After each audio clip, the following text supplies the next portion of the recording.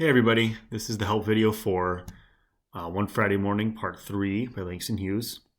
This is being recorded on Wednesday because I didn't want to do it tomorrow because then it'll give you, or won't take as much time for me to upload and everything. So this is being done a little early. We're going to continue the story, finish it up right here, and answer a couple questions. So let's see how it concludes. And yeah, so we're going to get going. Remember, the reason why we're doing this is to kind of actually read a fictional work by Hughes and see how what experiences from his life showed up in his work.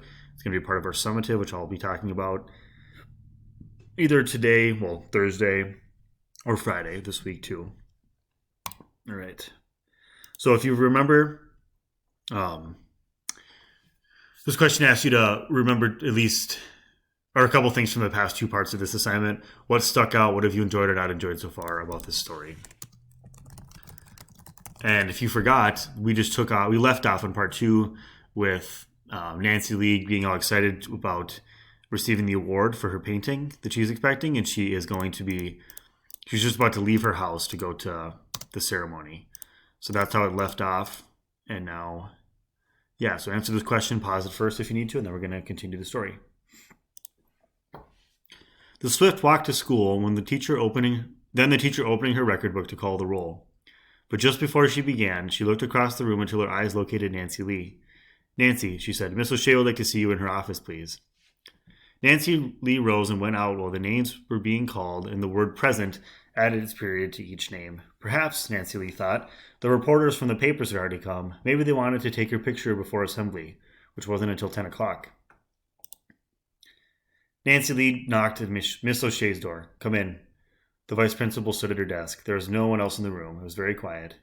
"Sit down, Nancy Lee," she said. Miss O'Shea did not smile. There was a long pause. "I do not know how to tell you what I have to say," the elderly woman began, her eyes on the papers on her desk. "I am ashamed for myself and for this city." Then she lifted her eyes and looked at Nancy Lee in the neat blue dress sitting there before her. "You were not to receive the scholarship this morning." Outside in the hall, the electric bells announcing the first period rang, loud and interminably long. Miss O'Shea remained silent.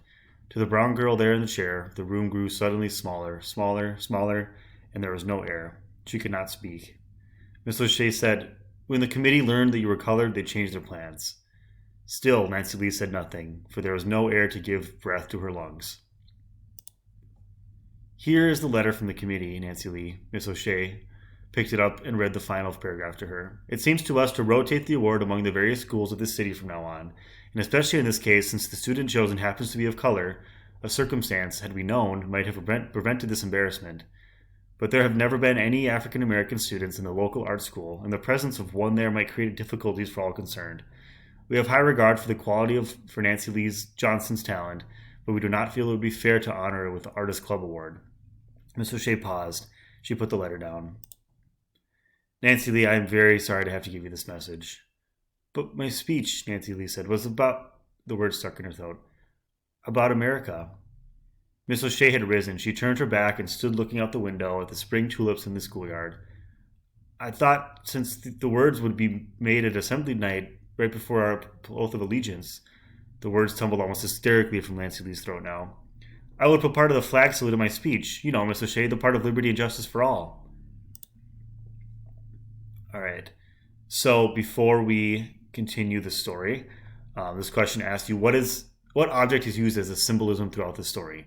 And if you forgot, symbolism is something, usually like an object, that shows up throughout a story and has a deeper meaning.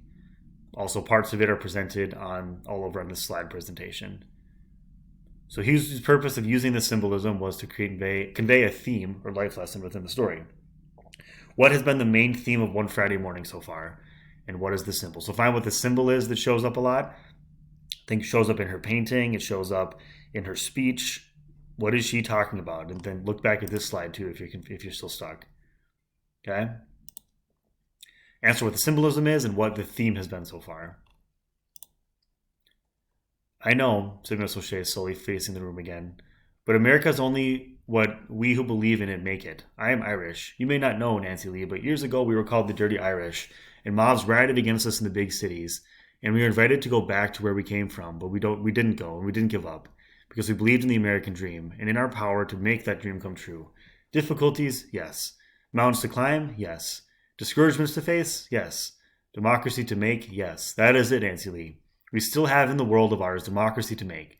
You and I, Nancy Lee, but the premise and the base are here. The lines of the Declaration of Independence and the words of Lincoln are here, and the stars on our flag. Those who deny you this scholarship do not know the meaning of those stars, but it's up to us to make them know. As a teacher in the public schools of the city, I myself will go before the school board and ask them to remove from our system the offer of any prizes or rewards denied to any student because of race or color. Suddenly, Miss O'Shea stopped speaking. Her clear blue eyes looked into those of the girl before her. The woman's eyes were full of strength and courage. Lift up your head, Nancy Lee, and smile at me. Miss O'Shea stood against the open window with the green lawn and the tulips beyond. The sunlight tangled in her gray hair. Her voice an electric flow of strength to the hurt spirit of Nancy Lee. The abolitionists, those who fought against slavery, who believed in freedom when there was slavery, must have been like that. The first white teachers who went into the deep South to teach the freed slaves must have also been like that. All those who stand against ignorance, narrowness, hate, and mud on stars must be like that. Okay, so before we move on, there's only a couple paragraphs after the story. Answer this question. What are your feelings about the last two paragraphs about the response from Miss O'Shea? So we just read two paragraphs, kind of Miss O'Shea breaking the news and then giving her response kind of to comfort Nancy and just to give her perspective. So what is your response to that? So give a reason why you think, what you think about Miss O'Shea's response. Okay, so if you like it, say that and explain why. If you don't, say that. If it makes you mad, if it makes you happy, whatever it makes you feel, and then say why. Nancy Lee lifted her head and smiled. The bell for assembly rang. She went through the hall filled with students toward the auditorium. There will be other awards, Nancy Lee thought. There's schools in other cities. This won't keep me down. But when I'm a woman, I'll fight to see that these things don't happen to other girls as this has happened to me. And men and women like Miss O'Shea will help me. She took her seat among the others. The doors of the auditorium closed. As the principal came onto the platform, the students rose and turned their eyes to the flag on the stage. One hand went to their heart, the others outstretched toward the flag. 3,000 voices spoke. Among them was the voice of a dark girl whose cheeks were suddenly wet with tears. One nation indivisible with liberty and justice for all. This is the land we must make, she thought. All right, so that is the end of the story. Kind of a sad ending, but also hopefully a little bit of optimism there where she's going to be fighting for change, it sounds like. She kind of is aware of this bull crap that's going on now. And yeah, so think about the difference between this and Zora. Zora's was more kind of showing a positive experience with white people as an African American girl. This shows, although Miss O'Shea was very supportive and Miss Dietrich, think about how BS this is that she wasn't able to get this award because of the fact that she's African American. So that's kind of the reality that Hughes may have experienced and knows that happened. So that's kind of why he included that in here, I believe. So yeah, he's kind of been trying to show the real, like his experience of being African American at this time. So that's part of what made its way into this story. Okay. So hopefully you all enjoyed that. Submit this when you're done and come and talk to me. Well, it's just Wednesday, but talk to me on Thursday if you need any help with anything, and I'll be there. All right. Bye, everybody.